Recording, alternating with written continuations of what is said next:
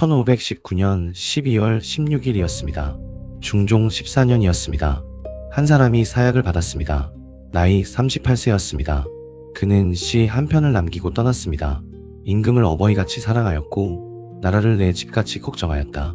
구독과 좋아요는 정기수에게 큰 힘이 됩니다. 1506년 9월이었습니다. 연산군이 폐위되고 새 임금이 즉위하였습니다. 이름이 진성대군 2역, 조선의 11대 임금 중종이었습니다. 새 임금은 19세였습니다. 신하들의 손으로 즉위한 임금이었습니다. 조정의 주도권은 반정의 공을 세운 훈구의 손에 있었습니다. 박원종, 성희안, 유순정, 이 세 사람이 모든 일을 결정하였습니다. 중종은 이 신하들 앞에서 스스로 임금이라 말할 수 없었습니다. 그 무렵 조선의 조정에는 두 갈래의 신하들이 있었습니다. 하나는 훈구였습니다. 세조 이래로 공신 책봉을 받아 때를 이어 권세를 누리는 집안들이었습니다. 또 하나는 사림이었습니다. 조선 정기사림은 김종직과 김갱필의 흐름을 잇는 신진 학자들이었습니다. 도학을 공부하고 지방의 향촌에 뿌리를 둔 사람들이었습니다. 이 두 세력의 다툼이 조선 중기사화의 큰 흐름이었습니다. 연산군 때 무오사화로 사림이 한번 쓰러졌습니다. 갑자사화로 다시 한번 쓰러졌습니다. 중종은 이 사림을 다시 일으키고자 하였습니다. 그러나 즉위 초년에는 훈구의 무게 때문에 뜻을 펴지 못하였습니다. 10여 년이 흐른 뒤였습니다. 박원종이 죽고 성희안이 죽고 유순정도 세상을 떠났습니다. 이때부터 중종은 비로소 자기 정치를 시작하였습니다. 그리고 한 사람의 이름을 듣게 됩니다. 이름이 조광조였습니다. 조광조는 1482년 8월 10일에 태어났습니다. 한성 출신이었습니다. 본관은 한양조씨였습니다. 자는 효직, 호는 정함, 정함은 고요한 바위라는 뜻이었습니다. 그의 오대조는 개국 공신 조은이었습니다. 아버지 조원강은 사원부 감찰이었습니다. 어머니는 여흥민씨였습니다. 가문은 명문이었습니다. 조광조는 어려서부터 빼어났다고 전합니다. 글을 일찍 읽었고 한 번 본 것을 잊지 않았습니다. 장난치며 노는 일이 적었습니다. 어린아이답지 않게 의젓하였습니다. 조금이라도 남의 잘못을 보면 바로 지적해서 말하였습니다. 또래 친구들이 가까이 하기 어려워하였다고 전합니다. 그러나 조광조는 그 길을 바꾸지 않았습니다. 17세 때였습니다. 1498년이었습니다. 조광조의 인생을 바꾼 일이 일어났습니다. 그의 무오사화가 일어났습니다. 김종직의 조의제문이 화근이었습니다. 김종직의 제자 김갱필이 평안도 희천으로 유배되었습니다. 그 무렵 조광조의 아버지가 어천 찰방으로 부임하였습니다. 어천은 희천에서 가까운 곳이었습니다. 조광조는 아버지를 따라 어천에 갔습니다. 그리고 희천에 유배 와 있던 김갱필을 찾아갔습니다. 김갱필은 김종직의 학통을 잇는 사람이었습니다. 김종직은 살인파의 시조였습니다. 김갱필은 김종직의 으뜸가는 제자였습니다. 조광조는 김갱필 아래에서 글을 배웠습니다. 김갱필을 처음 보았을 때 조광조는 놀랐습니다. 유배지의 김갱필은 옷차림이 단정하였습니다. 방 안의 모든 물건이 제자리에 놓여 있었습니다. 새벽에 일어나 밤늦게까지 글을 읽었습니다. 조광조가 물었습니다. 스승님, 어찌 이 외진 곳에서도 이렇게 한결같으십니까? 김갱필이 답하였습니다. 선비란 보는 사람이 있어 한결같은 것이 아니다. 홀로 있을 때에도 한결같아야 한다. 이를 신독이라 한다. 조광조는 그 자리에서 깨달았습니다. 선비는 마음으로 닦는 사람이다. 이후 조광조의 평생이 그 신독 두 글자에 매여 있었습니다. 이 인연으로 조광조는 김종직의 학통을 이어받았습니다. 그러나 짧은 만남이었습니다. 김갱필이 다른 곳으로 옮겨졌고 1504년 갑자사화 때에는 사사되었습니다. 조광조는 19세 되던 해에 푸친상을 당하였습니다. 3년 동안 심효를 살았습니다.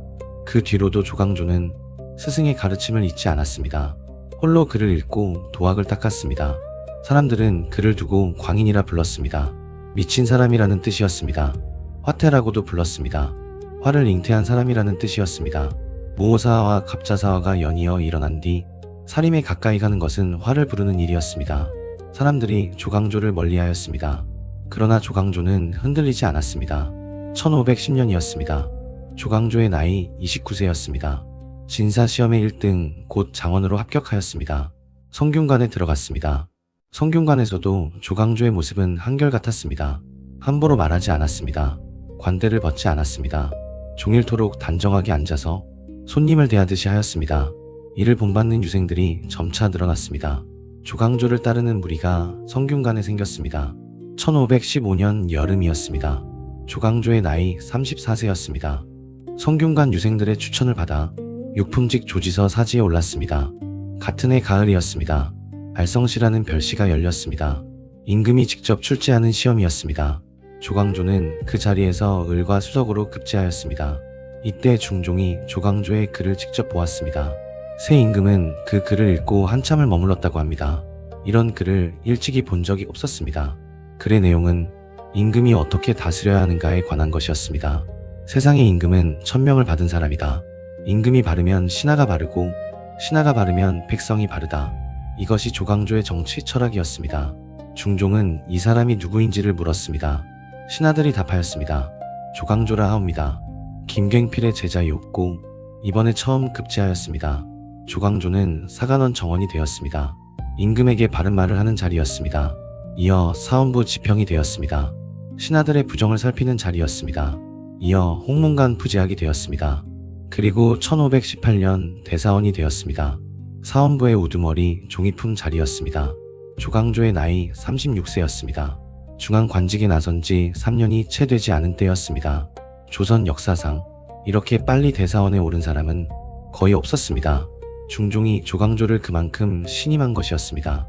중종은 강성하지만 뜻이 곱고 기계가 있는 조광조를 극히 신뢰하였다고 사관은 적었습니다. 이러한 임금의 전폭적인 지지로 조광조의 개혁 정치는 빠르게 진전되었습니다. 중종과 조광조 사이에는 한 가지 일화가 전합니다. 어느 날 중종이 조광조를 불렀습니다. 밤늦은 시각이었습니다. 조광조가 있거라였을 때 중종은 이미 옷차림을 정돈하고 기다리고 있었습니다. 이날 두 사람은 새벽까지 이야기를 나누었다고 전합니다. 환관이 촛불을 들고 나가자 그제야 조광조가 물러났다고 합니다. 임금과 신하 사이가 아닌 스승과 제자 사이 같았습니다. 조광조 주변에는 젊은 사림들이 모여들었습니다. 김식, 김정, 김구, 윤자임 모두 도학을 공부한 사람들이었습니다. 이들은 조광조를 사림의 영수로 모셨습니다. 조광조의 한마디에 조정이 움직였습니다. 조광조의 청렴은 자자하였습니다. 그는 임금에게 받는 복록 외에는 한 푼도 받지 않았습니다. 선물도 일체 거절하였습니다. 집은 비좁았습니다. 자식들의 옷이 변변치 않았습니다. 신하들이 그를 두고 말하였습니다. 조광조가 너무 깨끗하다. 조광조의 정치는 도학이었습니다. 조광조는 소학을 매우 중시하였습니다. 스승 김갱필이 일찍이 소학동자라 불릴 만큼 소학을 깊이 공부한 것을 본받은 것이었습니다. 소학은 어린이의 학문이라는 뜻입니다. 효, 외, 충, 신 사람이 마땅히 지켜야 할 덕목들이 그 책에 담겨 있었습니다. 조광조는 자기 비용을 들여 소학과 사서육경을 인쇄하였습니다. 지방 오지에까지 그 책들을 보냈습니다. 세상은 지극한 다스림을 이루어야 한다. 임금은 성인이 되어야 한다. 신하는 군자가 되어야 한다. 이것을 지치주의라 불렀습니다. 조광조는 이 이상을 조선에서 이루고자 하였습니다. 그래서 한 가지씩 개혁을 시작하였습니다. 먼저 소격서를 폐지하고자 하였습니다. 소격서는 궁중에서 도교 제사를 지내는 관청이었습니다. 별과 산천에 임금이 제사를 올리는 자리였습니다. 조광조는 이를 그릇된 일이라 보았습니다. 임금은 오직 하늘과 종묘에만 제사를 올려야 한다. 도교의 제사는 옳지 않다. 1518년 7월부터 소격서 혁파를 청하였습니다. 대관들이 매일 같이 임금에게 글을 올렸습니다. 온 조정의 일이 멈추었습니다. 중종은 처음에는 거절하였습니다. 선왕인 세종과 성종도 소격서를 두셨습니다. 어찌 패할 수 있겠는가? 그러나 사림은 물러나지 않았습니다. 대관들이 파업에 들어갔습니다. 2달 뒤 9월 3일이었습니다. 중종은 결국 항복하였습니다. 소격서가 폐지되었습니다. 조광조의 첫 승리였습니다. 그러나 임금의 자존심은 깊이 깎였습니다. 이 일을 중종은 잊지 않았습니다. 다음해 1519년 4월이었습니다. 조광조는 새로운 인재 등용 제도를 만들었습니다. 이름이 현량과였습니다. 본디 조선의 관리는 과거를 통해 뽑았습니다. 글재주를 시험하는 것이었습니다. 그러나 조광조는 다른 길을 열고자 하였습니다. 글재주만이 아니라 학문과 덕행이 뛰어난 인재를 청거로 뽑아 간단한 시험만 거쳐 등용하는 제도였습니다. 이 시험에서 28명이 뽑혔습니다. 김식, 박훈, 안척염 등이었습니다. 모두 살인파의 신진들이었습니다.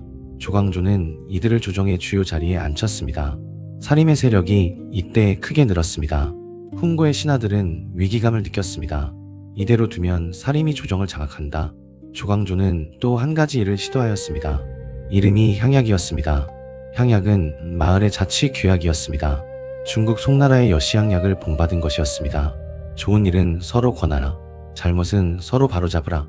예의로 서로 사귀라. 어려울 때 서로 도우라. 이 네 가지를 향약의 큰 뜻으로 삼았습니다. 조광조는 이 향약을 전국에 시행하고자 하였습니다. 백성들이 임금의 명령에 의지하지 않고도 스스로 도덕을 지키게 하려는 것이었습니다. 그런데 조광조는 한 발 더 나아갔습니다. 1519년 10월이었습니다. 조광조는 위헌삭제를 주장하였습니다. 위헌삭제란 거짓 공훈을 깎아내는 일이었습니다.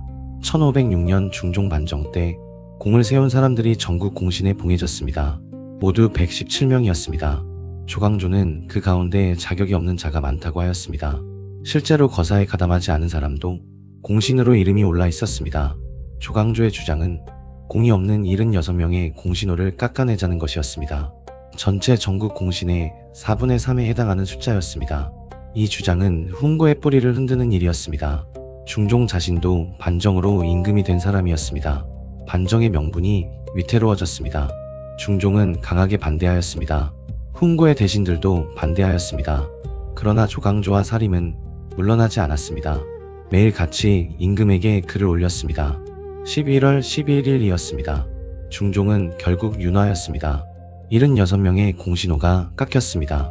땅과 노비도 거두었습니다. 조광조의 두 번째 큰 승리였습니다. 그러나 그 윤허는 임금의 마음을 끝내 돌아서게 한 결정이었습니다. 중종은 이번의 굴복을 두고 깊이 고민하였습니다. 처음 사림을 등용한 것은 자신이었습니다. 훈고를 견제하기 위함이었습니다. 그런데 이제 그 사림이 임금의 자리까지 위태롭게 만들고 있었습니다. 조광조의 얼굴이 머릿속을 떠나지 않았습니다. 처음에는 그 얼굴이 빛나 보였습니다. 이제는 그 얼굴이 무거워 보였습니다. 훈고의 대신들이 그 마음을 알아챘습니다. 홍경주, 남곤, 심정, 김전, 고영산, 이 사람들이 비밀리에 모이기 시작하였습니다. 훈구는 한 가지 계책을 꾸몄습니다. 홍경주의 딸이 후궁으로 궁궐에 있었습니다. 이름이 희빈 홍씨였습니다. 홍경주는 딸을 통해 임금에게 말을 흘렸습니다. 온 나라의 인심이 모두 조광조에게 돌아갔습니다. 사림이 조정을 장악하면 임금의 자리가 위태롭습니다. 야사는 전합니다. 훈고의 신하들이 한 가지 더 일을 꾸몄다고 궁궐 안나무잎에 꿀로 네 글자를 썼다고 합니다.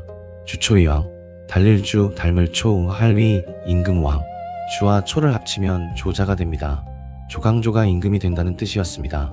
벌레가 그 꿀을 따라 잎을 갉아먹었습니다. 글자가 잎에 새겨졌습니다. 훈고의 신하들이 그 잎을 임금에게 바쳤습니다. 이 이야기는 야사로 전해집니다. 실록에는 이 이야기의 정확한 명문이 없습니다. 분명한 것은 중종의 마음이 이미 떠났다는 사실이었습니다. 1519년 11월 15일 밤이었습니다. 중종은 신하들을 비밀리에 불렀습니다. 홍경주, 김전, 남곤, 정광필, 이장곤, 안당. 장소는 신무문이었습니다. 경복궁 북쪽문이었습니다. 신하들이 평소에 다니지 않는 문이었습니다. 중종은 비밀 통행 증인 표신까지 내려주었습니다. 신하들이 한밤중에 모였습니다.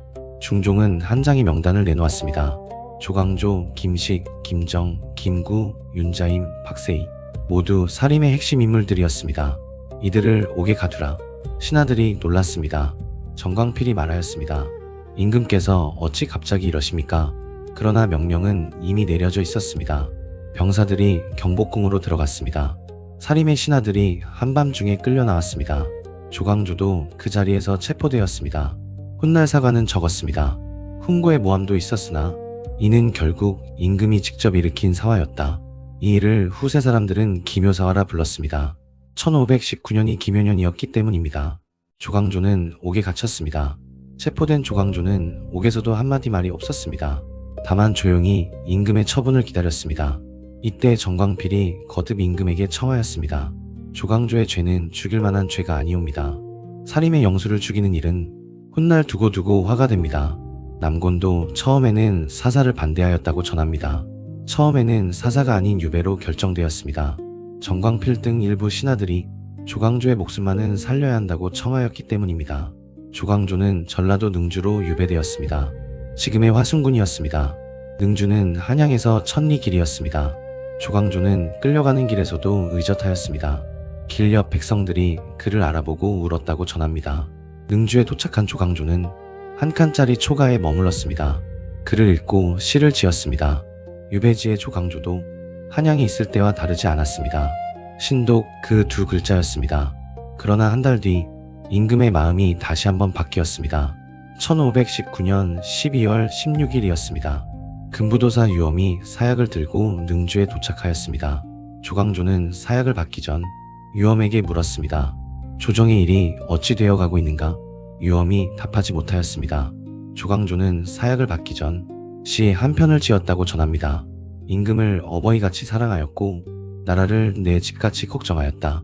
밝은 해가 이 땅을 비추듯 나의 충정을 환히 비추기를. 그 시를 남기고 조광조는 사약을 마셨습니다. 나이 38세였습니다. 그 마지막 시는 조광조의 평생을 요약한 말이었습니다. 그는 끝까지 임금을 미워하지 않았습니다. 조광조와 함께 김식, 김정, 기준, 한충, 사림의 핵심 인물들이 모두 죽었습니다. 훗날 사람들은 이들을 김효명연이라 불렀습니다. 김효년의 이름난 어진 이들이라는 뜻이었습니다. 조광조가 죽은 뒤 중종은 위헌삭제도 다시 거두었습니다. 76명의 공신호가 다시 회복되었습니다. 조광조가 이루었던 모든 개혁이 하루아침에 무너졌습니다. 소격사만이 폐지된 채로 남았습니다. 조광조는 너무 빨랐습니다. 너무 강하였습니다. 너무 깨끗하였습니다. 훗날 사관들은 그를 두고 적었습니다. 그 뜻은 옳았으나 그 방법이 너무 급하였다.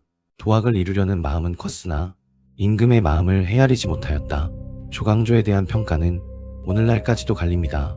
조선의 도학을 세운 정신적 스승이었다는 평가, 또 너무 급하여 자기 시대를 망쳤다는 평가, 두 평가가 함께 전해져 옵니다. 훗날 율곡 이인은 조광조를 이렇게 평하였습니다. 김갱필, 정여창, 이현적과 함께 동방의 내 어진이라 동방사현이라 하였습니다.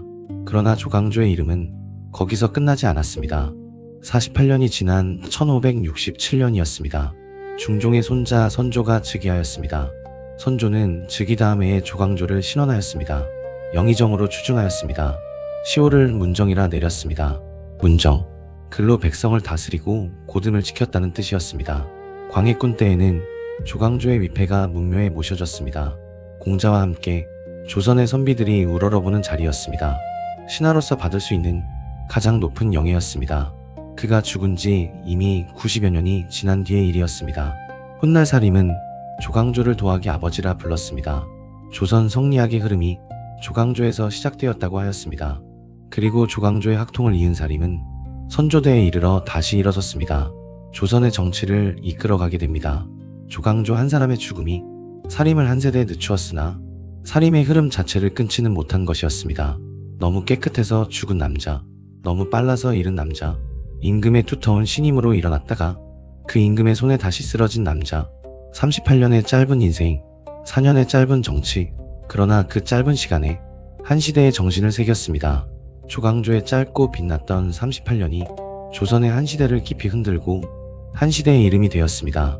내일 밤에는 중종이 죽고 새 임금이 즉위한 지 8개월 만에 죽은 이야기, 대윤과 소윤 두 외척이 부딪히고 12세 어린 임금 뒤에서 어머니가 조정을 장악한 이야기, 조선을 또 한 번 피로 물들인 사화, 을사사화 이야기를 들려드리겠습니다. 오늘 밤의 정기수야화는 여기까지입니다. 구독과 좋아요는 정기수에게 큰 힘이 됩니다. 알림을 켜두는 것도 잊지 마십시오. 오늘 밤도 조용히 편안히 주무십시오.